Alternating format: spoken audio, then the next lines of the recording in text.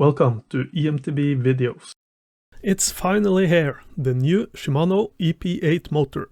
It is replacing the E8000. The motor we are using is a pre-production unit. There may be changes to the final version.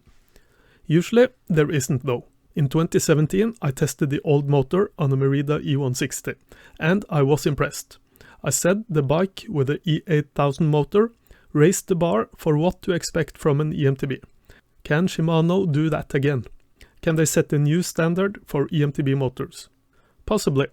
Dropping motor weight from 2.9 to 2.6 kilos is a pretty big reduction, making it significantly lighter than the competition. What's more impressive is that they achieved this weight reduction while increasing motor power and reducing noise. The motor is now rated at 85 Nm, up from 70. Increased power usually means increased noise, and when trying to build a more lightweight motor, it can easily end up being noisier because there is less material that dampens the sound. This is more than I dared to hope for, and there is more. The motor is smaller too. That's important. It's easier designing good frame geometry around a small motor.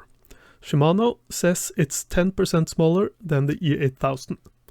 The motor has been trimmed at the lower part of the front end. Future frames could take advantage of this by dropping the front end of the motor a bit. This in turn allows the battery to be dropped, so the center of gravity can be lowered. But the EP8 isn't an improvement in all areas, unfortunately.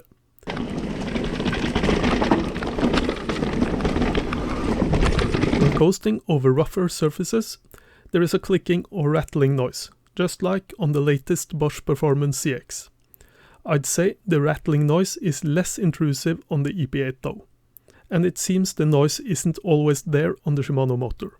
Even though the E8000 has no such noise, the 2021 Merida E160 test bike with the new motor isn't that much noisier than the 2020 version of the E160. There will always be some noise on the descents.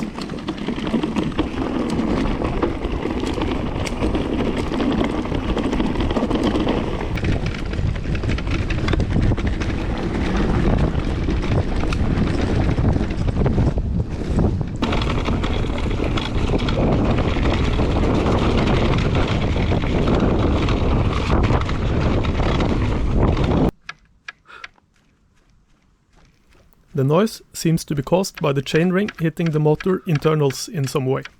Shimano is aware of this rattling noise. They're basically saying this is a compromise they have to accept to make the motor good in other areas. Shimano says DU EP800 is a product that achieves high torque with a lightweight, compact, quiet, efficient and low drag structure, with improved heat resistance. The resulting combination of components can result in a rattling noise in certain situations, but this does not affect the function and durability of the drive unit. When pedaling, the motor noise really is improved.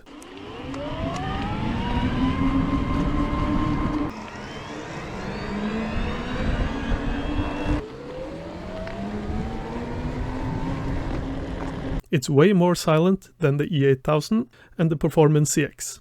Shimano says the EP8 noise level is on par with the E7000 motor. The motor programming on the EP8 has changed a lot from the E8000. On the old motor we had to move the cranks a bit before the motor kicked in, and when riding in boost mode it could kick in a bit hard. Initially we thought the EP8 needed a bit of motion of the cranks too. It wasn't as quick to kick in as the Bosch, but we discovered there was a clicking sound when we put a foot on the pedal. The EP8 was indeed activating quickly. But if we didn't start pedaling right away, the motor would soon deactivate again. And then it would behave just like the E8000 when we started pedaling. I feel this window where the motor offers immediate response is a bit short though. When we stopped pedaling, we occasionally noticed the motor was staying active.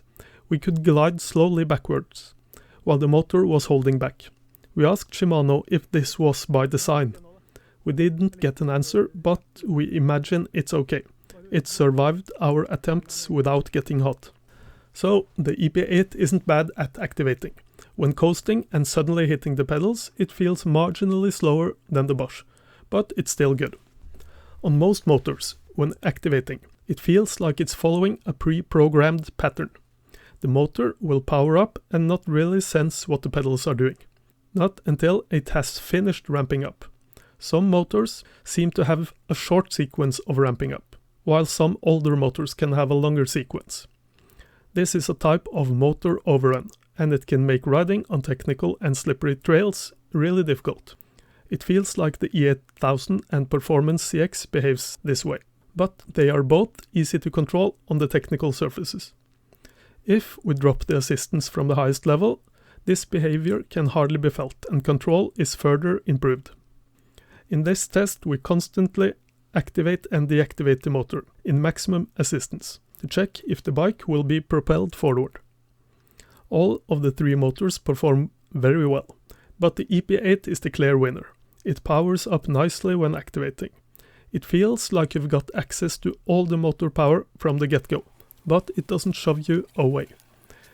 It reacts to changes in pedaling force immediately after activating. It doesn't feel like it's stuck in some sort of startup sequence. At first, the bike felt a bit wobbly when pedaling, because the motor was so sensitive to pedal input. We are used to the motor just pushing along and smoothing out a choppy pedaling motion. But it took us no more than a minute to get used to and to appreciate this new behavior.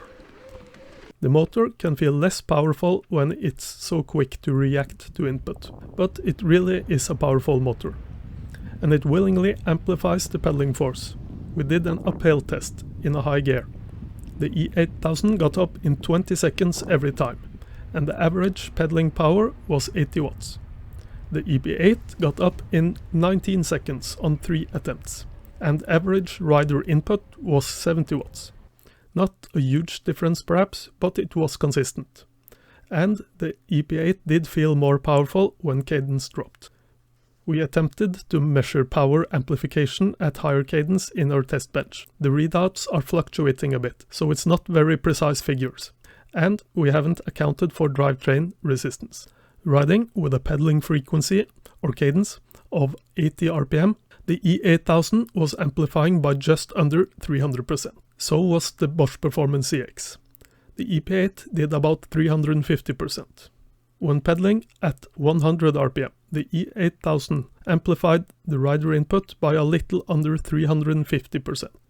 The EP8 did about 400%. Unfortunately, we didn't have any good data for the Bosch motor in this test, and there is quite a high error margin here. But the data supports our impression. The EP8 offers more assistance. In our regular test hill, we easily got up in boost mode when conditions were dry. But the next day it was wet. The hill is so difficult in the wet, and we got into trouble with the EP8. For the first time, we had difficulties controlling the motor in boost mode. We dropped assistance to trail mode, and we were in full control of the motor. We still didn't get up. Conditions were just too greasy, but the ride felt smoother and less hectic. We missed having access to the app. It wasn't available at the time. Based on our experience with the E8000, we assume we would prefer riding this hill in boost mode, with the power decreased a bit. Either that or by increasing the power in trail mode. And speaking of motor tweaking, the new Shimano EM800 display and the new eTube app support 2 rider profiles. I'm really happy about that. With 2 profiles, I can set boost to max in one profile and minimum in another. And I can easily switch between them using the display button. There can be one profile for wet and one for dry, or one for trails and the other for roads. Very good. Riding around cutoff speed was seamless for the most part. When accelerating past the limit, the transition was perfectly smooth. When pedaling hard in a slight uphill, pushing to get past the limit, we did feel a wave of power as the motor activated and deactivated. Not a big deal to us. The European version of the motor ramps down power at around 25 km per hour.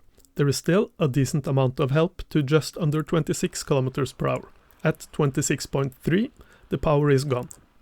This seems better than the E8000 and comparable to the Bosch Performance CX. but this can change with future software updates. Even though we were riding heavy and aggressive tires on tarmac, the EP8 didn't feel too bad pedaling.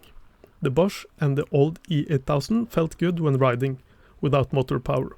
And while we don't have any data to back this up, we were left with the impression that there could be slightly less pedaling resistance on the EP8.